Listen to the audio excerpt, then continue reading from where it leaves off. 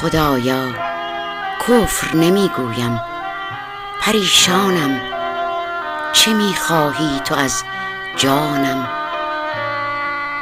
مرا بی آنکه خود خواهم اسیر زندگی کردی. اگر روزی ز عرش خود به زیر آیی، لباس فقر پوشی، غرورت را برای تکنانی به زیر پای نامردان بیندازی و شب آهسته و خسته تهی دست و زبان بسته به سوی خانه بازآیی، زمین و آسمان را کفر میگویی. نمیگویی؟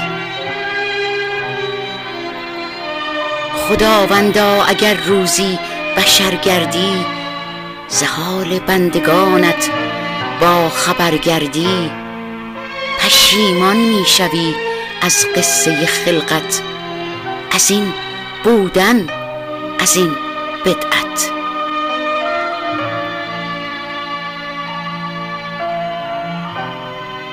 خداوندا تو مسئولی، خداوندا تو میدانی که انسان بودن و ماندن در این دنیا چه دشوار است.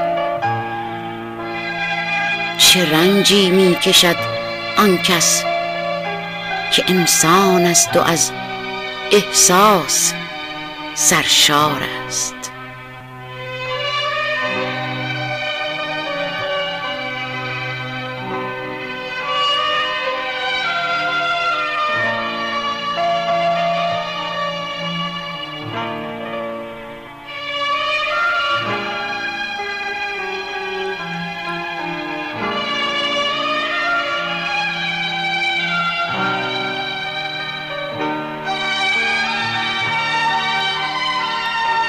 منم زیبا که زیبا بنده ام را دوست می‌دارم. تو بگشا گوش دل، پروردگارت با تو میگوید، تو را در بیکران دنیای تنهایان رهایت من نخواهم کرد. رها کن غیر من را، آشتی کن با خدای خود. تو غیر از من چه میجویی؟ تو با هر کس به غیر از من چه میگویی؟ تو راه بندگی طی کن عزیز من، خدایی خوب میدانم. تو دعوت کن مرا با خود به اشکی، یا خدایی میهمانم کن که من چشمان اشک‌آلوده‌ات را دوست میدارم.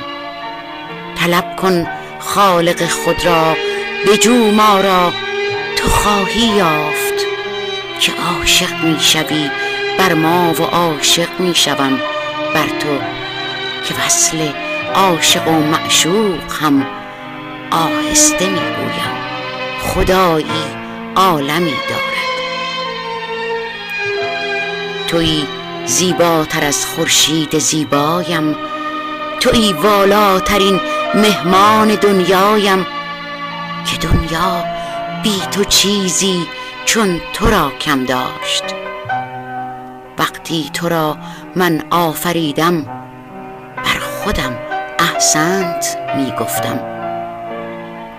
مگر آیا کسی هم با خدایش قهر می گردد؟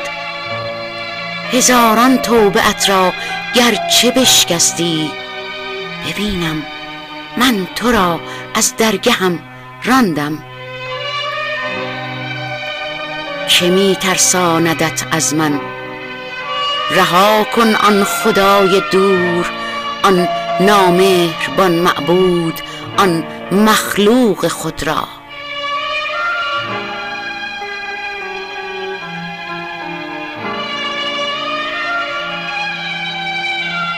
این منم، پروردگار مهربانت، خالقت. اینک صدایم کن مرا با قطره اشکی. به پیش آور دو دست خالی خود را، با زبان بسته‌ات کاری ندارم، لیک غوغای دل بشکسته‌ات را من شنیدم. به نجوایی صدایم کن، بدان آغوش من باز است.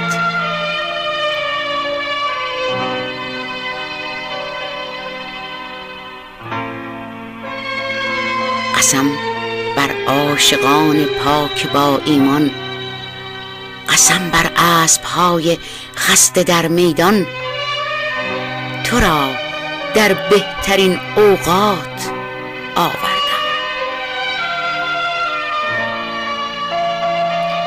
قسم بر عصر روشن تکیه کن بر من، قسم بر روز هنگامی که عالم را بگیرد نور، قسم بر اختران روشنم مادور، رهایت من نخواهم کرد.